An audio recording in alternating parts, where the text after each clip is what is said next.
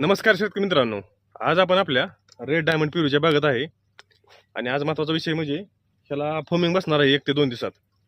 आणि त्यासाठी आपण ह्याला स्प्रे घेणार आहोत वरून चांगला. आणि आता सध्या साईज बघू शकता, 50 ते 60 ग्रॅम फोममध्ये बसणाऱ्या मालाची साईज झालेली आहे. आणि जो फोममध्ये बसलेला आहे त्याची साईज 150 पासून 300-350 पर्यंत साईज आहे.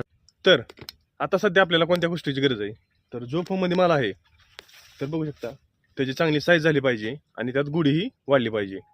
आणि जो फोममध्ये बसणार आहे त्याची आपल्याला फोममध्ये बसल्यानंतर साईज चांगली उचलली पाहिजे. झाडाला ट्रेस न बसता त्याची साईज उचलली पाहिजे. कारण झाडावरती बघू शकता, झाडावरती सध्या चालूला 100 फोम आहे आणि झाडावरती 50 ते 60 फळांवरती फोम बसणार आहे एका झाडावरती.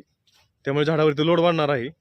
तर आपण त्यासाठी NPK मध्ये 0946 सोडणार आहोत, मोनो पोटॅशियम फॉस्फेट. तर ह्यामध्ये 0% नत्र असते, पोटॅशियम 9% असते आणि फॉस्फेट म्हणजे फॉस्फरस 46% असते. झाडामध्ये अन्नद्रव्य चांगल्यापैकी तयार होईल आणि जे फळ फळमध्ये बसणार आहे आणि जे बसलेलं आहे त्याची साईज चांगली होण्यास आपल्याला मदत होईल. त्यात गुढी वाढण्यास आपल्याला चांगली मदत होईल. आणि झाडावरती कॅनोपी बघू शकता, कॅनोपी भरपूर आहे. आणि आपल्याला जास्त नत्राची काही गरज नाही सध्या, कारण पाऊस सारखा येत आहे, झाडाला पाणी जास्त होत आहे. तर आपण 0% नत्र घेतलेला आहे आता सध्या. तर आपण मटेरियल व्यवस्थित सोडून घेऊ, पाण्यात व्यवस्थित विरघळून घ्यायचे, व्यवस्थित मिक्स करून.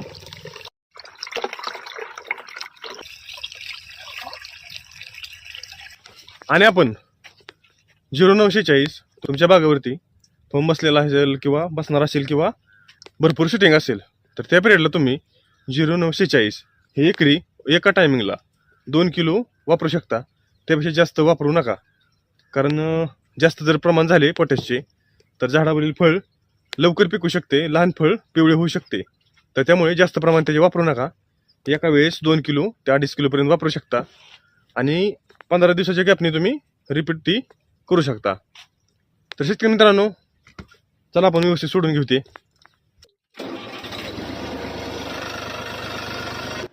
तर शेतकरी मित्रांनो, फॉस्फरसने जो आपण फॉस्फेट 46% आहे, त्यामुळे झाडांची मुळीची वाढ ही चांगली राहते, झाडाच्या काड्या कणखर बनतात आणि झाडामध्ये अन्नद्रव्य चांगल्या प्रकारे तयार होते. तर शेतकरी मित्रांनो, तुमच्या बागेची अशीच काळजी घेत चला. आणि व्हिडिओ आवडल्यास आपल्याला नक्की फॉलो करा, लाईक करा आणि शेअर करा. धन्यवाद.